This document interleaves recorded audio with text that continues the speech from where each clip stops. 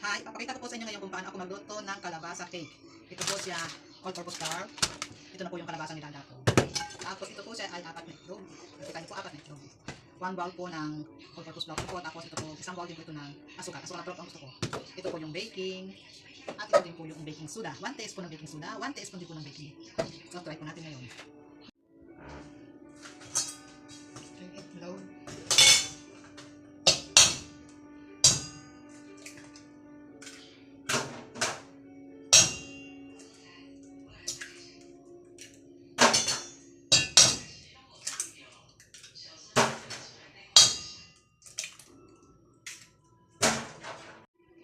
Ito po yung 4 na itlog. Set po natin.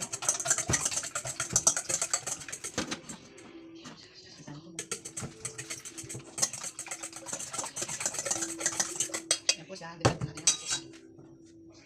Sugar.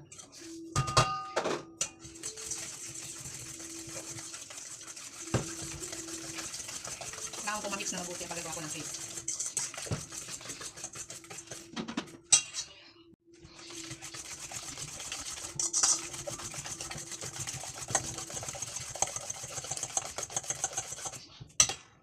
Yan, i-add ko ito sa bowl po ito na all-purpose flour. Okay.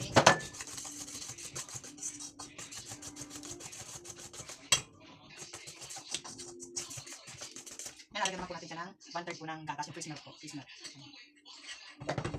Medyo mahina ang pagkain. So, ito na po yung gatas. Lalagay ko po siya. Kailangan po siya i-shake na mabuti hanggang po sa ito ay ma-mix na mabuti at saka po i-add po itong kalabasa. Yan, i-add po natin.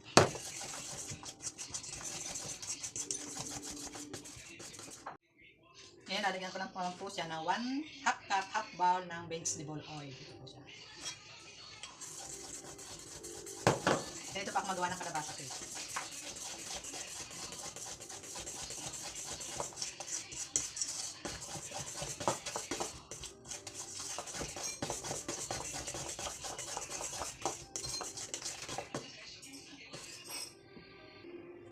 Then, ilalagay ko naman po itong kalabasa.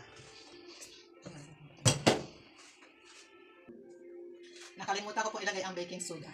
Ang baking soda at baking powder. Ito po ay kasama sa paglalagay ng ng all-purpose flour. Ito ay nalimutan pa. So, gusto nila, hinihabol ko na lang. Ito po siya.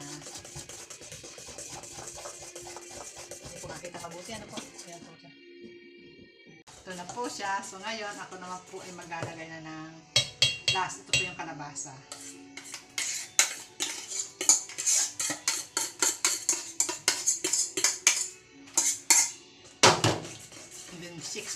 Mimix po ulit siya.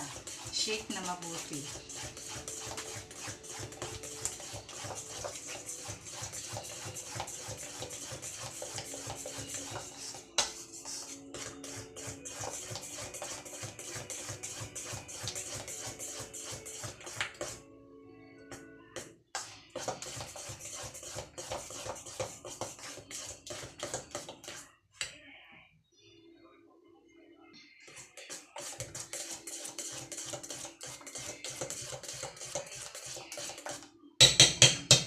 Diyan, nashake ko na pong mabuti. Ito po ngayon ay akin ang lulutuin sa steamer.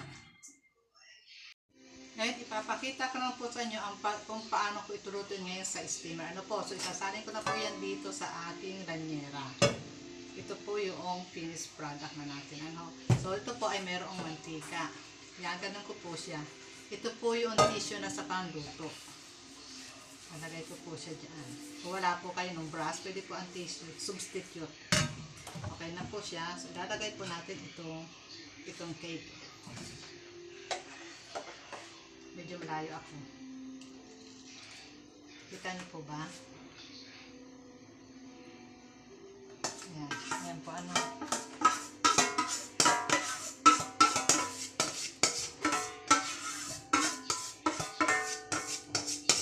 Sinaid ko pa talaga. So, and then, i-ganon niyo po siya. So, ito na po yung product ko at lulutuin ko na po ito sa steamer. Ngayon, kumukulo na po siya. So, ilalagay ko na po itong lulutuin kong cake. Lalagay ko na po siya dito. Dapat po yan ay may takip na panlagay dyan sa ibabaw. So, okay naman po kahit walang takip siya, pwede nyo po lutuin na dyan direct sa steamer. Ayan po siya. Okay, lulutuin ko po siya sa loob ng mga 45 minutes kasi malaki po yung cake na ginagawa ko. So, after po niya ng 45 minutes, saka ko po siya titingnan. Tingnan ko na ngayon ang aking kalabasa cake. Wow! Ayan po siya, lutong-luto na siya. Yan ang aking kalabasa cake. Oh, yummy! Jaran! Ito na po ang aking kalabasa cake. Ito na siya. Pwede nyo po itong lagyan ng icing o kahit ano pong ingredients sa ibabaw para mas maganda siyang tingnan na pwede nyo pong pagandahin. Ano po? Ito po ang aking bagong recipe. Okay po ba? Maraming salamat sa inyong panonood. Paki-like and subscribe din po ng aking channel, ang Mumitas Vlog sa YouTube. Salamat. Yummy! Oh, napakasarap nito.